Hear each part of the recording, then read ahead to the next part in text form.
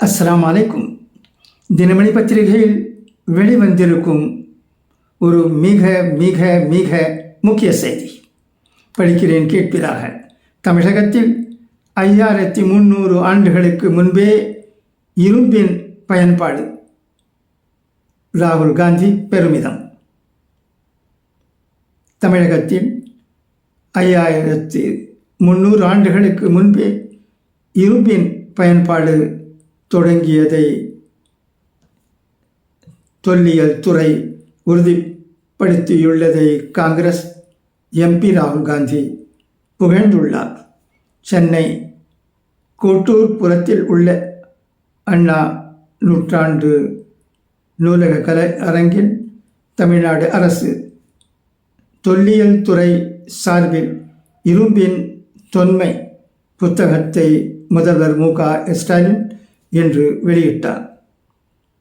கீழடி மற்றும் கங்கை கொண்ட சோழபுரத்தில் அருங்காட்சியகம் அமைக்க அடிக்கல் நாட்டினார். கீழடி இணையதளத்தினை பொதுமக்களின் பயன்பாட்டுக்கு தொடங்கி வைத்தார். இந்நிலையில் இரும்பின் தொன்மை புத்தகம் குறித்து காங்கிரஸ் எம்பி ராகுல் காந்தி வெளியிட்டுள்ள பதிவில், இந்தியாவின் செழுமையான பாரம்பரியம் உலகிற்கு தொடர்ந்து ஊக்கமளிக்கிறது. தமிழ்நாட்டின் சமீபத்தில் தொல்லியல் கண்டுபிடிப்புகள் 5300 ஆண்டுகளுக்கு முன்னர் இரும்பின் பயன்பாட்டை வெளிப்படுத்துகின்றன.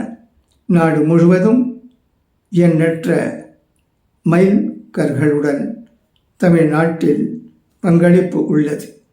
இவை நாட்டில் புதுமை மற்றும் ஒற்றுமையை பிரதிபலிக்கின்றன.